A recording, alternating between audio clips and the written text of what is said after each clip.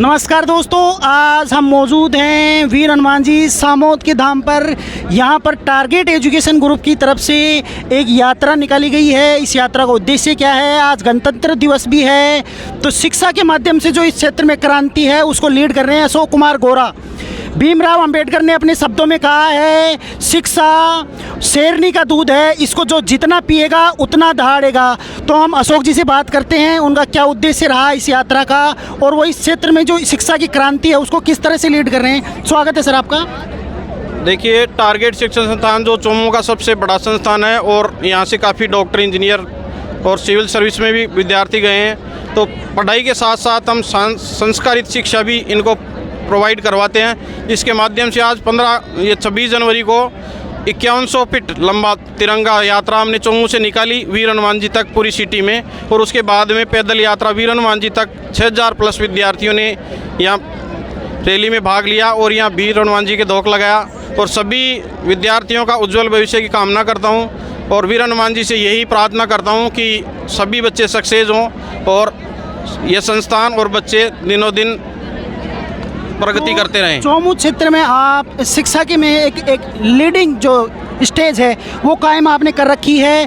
तो इसके अलावा जो आप बच्चों को, जैसे आज एक विजिट रही, तो इनका जो टोटल डेवलपमेंट है उसका इन एक्टिविटी के माध्यम से कितना इम्पैक्ट रहता है उनकी शिक्षा पर, ताकि उनके दिमाग का जो स्ट्रेस लेवल है वो भी डाउन होता है, ताकि वो ऐसी एक्टिविटीज़ में भाग लेते हैं, ऐसी कोई यात्रा निकालते हैं उसमें भाग लेते हैं। तो आप इसके अलावा भी कुछ ऐसी एक्टिविटीज़ करवाते हैं? देखिए, बच्चे ज़्यादा पढ़ाई से डिप्रेशन में चले जाते हैं और इसी को मद्देनज़र रखते हुए हमने वीर हनुमान जी पैदल यात्रा का निर्णय लिया था, जो पिछली साल भी हमने पूरी संस्थान के बच्चों को यहाँ पैदल यात्रा करवाई थी। और डिप्रेशन में बच्चे नहीं जाएं, इस प्रकार के अलग अलग कार्यक्रम हम करवाते रहते हैं समय समय पे। और चोमू में सबसे हट के इस बार पहली बार इतिहास में चोमू में पहली बार हमने तिरंगा रैली 5100 फीट सबसे लंबी 6000 प्लस विद्यार्थियों के साथ में यहाँ वीर हनुमान जी के पद यात्रा निकाली है। और बहुत से विद्यार्थी पैदल यहाँ पहुँचे हैं और उनको कोई थकान ही नहीं लगी। मेरे को ये लगता था कि आधे बच्चे भी पैदल पहुँच पाएंगे या नहीं, मगर बहुत से बच्चे, लगभग 100-200 बच्चे बसों में बैठे हैं, बाकी लगभग सारे पैदल यहाँ पहुँचे हैं। तो आप जो ये टारगेट संस्थान चलाते हैं, इसके जो सेक्शंस हैं उनके बारे में थोड़ा जानकारी दे दीजिए। जो आर्ट्स, कॉमर्स, इसके अलावा जो कंपटीशन की तैयारी करते हैं बच्चे, जो सारे सेक्शन हैं उनके बारे में थोड़ा बता दीजिए। देखिए, टारगेट सीनियर सेकेंडरी स्कूल शुरू में स्टार्ट किया था, उसके बाद में टारगेट कॉलेज किया, उसके बाद में टारगेट एग्रो फाउंडेशन जो अब arise plus target agro foundation के नाम से चल रहा है। इसके अलावा परफेक्ट टारगेट एजू हब जो RAS लेवल और SSC लेवल, इंडिया और राजस्थान लेवल की जो भी सर्विसेज हैं उनकी तैयारी करवाते हैं। और इसके अलावा कॉलेज भी संचालित कर रखा है, टारगेट कॉलेज। तो सभी संकाय, इंग्लिश मीडियम और हिंदी मीडियम दोनों सभी संकायों में यहाँ चालू हैं और बहुत से विद्यार्थी यहाँ एजुकेशन ले रहे हैं। इसके अलावा नीट और जो उसमें तैयारी करवाते हैं आप SSC वगैरह की, उसका कुछ?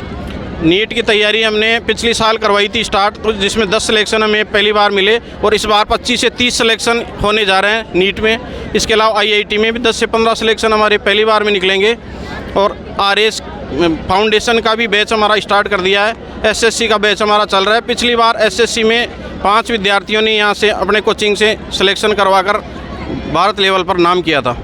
तो जैसे आप जो ये एक्टिविटी करवा रहे हैं, अभी जो सरकार ने गाइडलाइंस जारी की है कोचिंग्स के लिए स्पेसिफिक, चूँकि बच्चों में तनाव का लेवल है वो बढ़ रहा है, कोटा में और सीकर में कुछ ऐसी घटनाएं हुई हैं, इसके कारण सरकार को ये डिसीजन लेना पड़ा। तो आप उन कोचिंग संस्थानों को भी ये राय देना चाहेंगे ताकि ऐसी एक्टिविटीज़ करें, ताकि जो बच्चों का स्ट्रेस लेवल है, जो उनका पेरेंट्स से चर्चा करने की और जो अपनी जो उनकी तनाव की बातें हैं वो लोगों से शेयर कर सके, उनका तनाव भी रिलैक्स हो सके और फिर वो पढ़ाई में ध्यान दे सकें?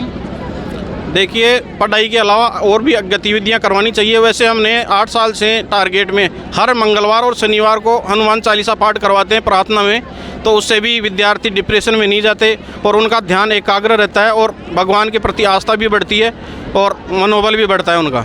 तो आखिरी में से जो बच्चे और उनके पेरेंट्स को अगर आप देना चाहते हैं, कुछ कहना चाहते हैं उनको, तो कह सकते हैं।